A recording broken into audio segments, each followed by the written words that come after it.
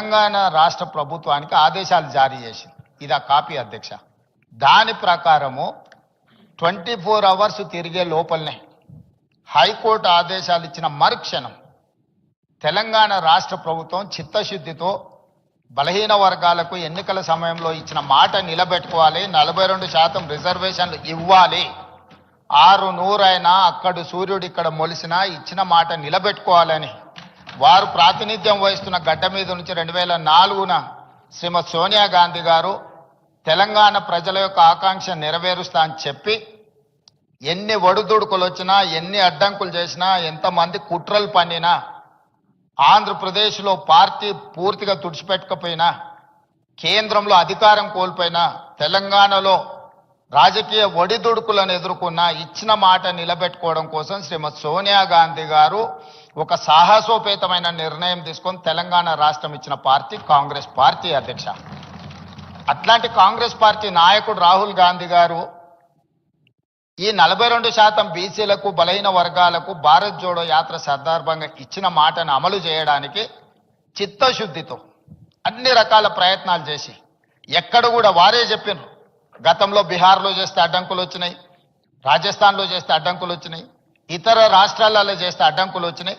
ఆ విధమైన అడ్డంకులు తెలంగాణ రాష్ట్రంలో రాకూడదు, బలహీన వర్గాలకు మేలు జరగాలి అన్న ఆలోచనతోటి అధికారుల కమిటీని, కమిషన్ని, మంత్రులను కూడా ఆయా రాష్ట్రాలకు పంపించి అక్కడ మొత్తం సమాచారాన్ని సేకరించి అక్కడ చట్టపరంగా న్యాయపరంగా ఎదుర్కొన్న సమస్యలను అన్నిటిని కూడా క్షుణ్ణంగా పరిశీలించి ఆ తర్వాత డెడికేటెడ్ కమిషన్ అపాయింట్ చేయడం జరిగింది అధ్యక్ష. ఈ మొత్తం ప్రక్రియ ఫిబ్రవరి 4, 2024 నాడు మొదలుపెట్టి ఫిబ్రవరి 4, 2025 సరిగ్గా 365 రోజులు తిరిగే లోపల పకడ్బందీ చట్టాన్ని చేసి ఈ రోజు తెలంగాణ రాష్ట్రంలో బలహీన వర్గాలకు స్థానిక సంస్థల పంచాయతీరాజ్లో, స్థానిక సంస్థలు మున్సిపాలిటీస్లో 42% రిజర్వేషన్లు ఇవ్వాలని చిత్తశుద్ధితో మేము ముందుకు వెళ్ళినాం అధ్యక్ష.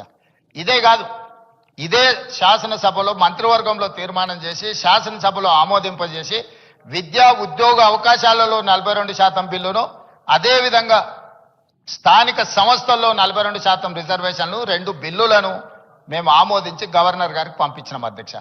గవర్నర్ గారు వాటిని ఆమోదించకుండా రాష్ట్రపతి గారికి పంపించారు. దాదాపుగా 5 నెలల నుంచి ఆ 2 బిల్లులు రాష్ట్రపతి గారి దగ్గర ఉన్నాయి అధ్యక్ష. ఈ లోపు స్థానిక సంస్థల ఎన్నికలు నిర్వహించడం లేదు, ఆలస్యమైందని కొంతమంది హైకోర్టుకి వెళ్తే తెలంగాణ హైకోర్టు మాకు ఆదేశాలు ఇచ్చి సెప్టెంబర్ 30 తారీఖు లోపల ఎన్నికలను పూర్తి చేయండి అని ఆదేశాలు ఇచ్చింది. ఆదేశాలు ఇచ్చినప్పటి నుంచి 30 రోజుల లోపల రిజర్వేషన్లను కూడా నిర్ధారించండి అని చెప్పి ఆదేశాలు ఇవ్వడం జరిగింది అధ్యక్ష. హైకోర్టు ఆదేశాల మేరకు ఉన్న పరిస్థితులను, చట్టాలను అన్నిటిని పరిశీలిస్తే 2018లో చంద్రశేఖరరావు గారు తీసుకొచ్చిన పంచాయతీరాజ్ యాక్ట్, గంగ్ల కమలాకర్ గారు బీసీ మంత్రిగా ఉండుకుంటూ తెచ్చిన చట్టం ఏంటంటే 50% పరిమితికి లోబడి మాత్రమే ఎన్నికలను నిర్వహించాలి, 50% రిజర్వేషన్ల పరిమితికి లోబడి పంచాయతీరాజ్లో కానీ 2019లో తెచ్చిన మున్సిపల్ యాక్ట్ ప్రకారం కానీ 50% పరిమితికి లోబడి రిజర్వేషన్లు ఇవ్వాలని చట్టాలను తీసుకొచ్చింది. ఒకటి గంగ్ల కమలాకర్ గారు, రెండో మున్సిపల్ చట్టం తీసుకొచ్చింది వారి యజమాని.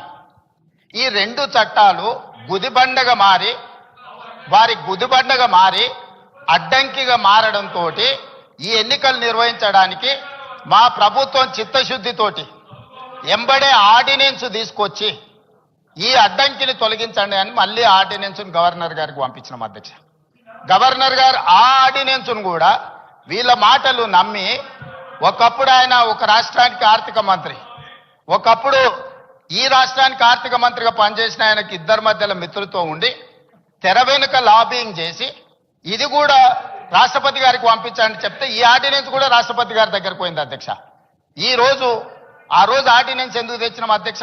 అత్యవసరం ఉండి శాసనసభ మనుగడ నడవడం లేదు కాబట్టి ఆర్డినెన్స్ తీసుకొచ్చి పంపించినాం. ఈ రోజు శాసనసభ ఉన్నది కాబట్టి ఆర్డినెన్స్ రాష్ట్రపతి నుంచి ఆమోదం పొందలేదు. ఎప్పుడైనా అత్యవసరంగా ఆర్డినెన్స్ తెస్తే ఆ తర్వాత వచ్చే శాసనసభలో బిల్లు ఆమోదించుకుంటాం. ఇవాళ ఆ బిల్లులు తీసుకొచ్చి ఇక్కడ పెట్టి వీటిని ఆమోదించండి అని అంటే ఏమాత్రం ఇప్పుడు గంగ్ల కమలాకర్ గారు మాట్లాడింది చూడండి అధ్యక్ష. 42% రిజర్వేషన్లు బలహీన వర్గాలకు వస్తే మొదటి వరుసలో గంగ్ల కమలాకర్ సంతోషంగా ఉంటాడని చెప్పిండు. వాళ్ళ నాయకుడు చంద్రశేఖరరావు, వాళ్ళ నాయకుడు తారక రామారావు, వాళ్ళ నాయకుడు హరీష్ రావు సంతోషంగా ఉంటాడని చెప్పలే. ఆయన స్పష్టంగా చెప్తున్నాడు వాళ్ళకి సంతోషం లేదు, వాళ్ళకి దుఃఖం ఉన్నది, వాళ్ళకి బాధ ఉన్నది, వాళ్ళు కడుపు నిండా విషం పెట్టుకొని ఉన్నారని చెప్పి గంగ్ల కమలాకర్ గారు స్పష్టంగా చెప్పారు. నాకు కూడా తెలుసు గంగ్ల కమలాకర్ గారు అభినందిస్తారు దీన్ని. కానీ ఆయన బాధల్లా వెనకాల కూర్చొని నడుపుతున్న ఆయన సమస్య.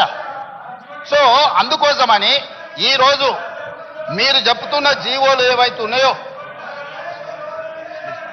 అధ్యక్ష,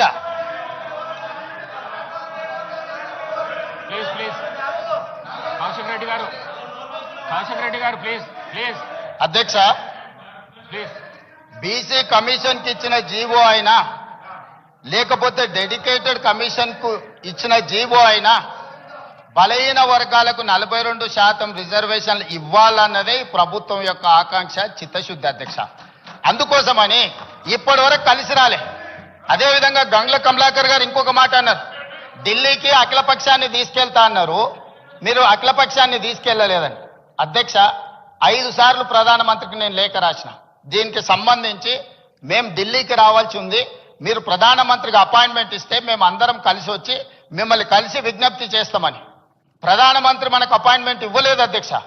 ప్రధానమంత్రి అపాయింట్మెంట్ ఇవ్వకపోతే పార్లమెంటు జరిగేటప్పుడు ప్రధానమంత్రిని కేంద్ర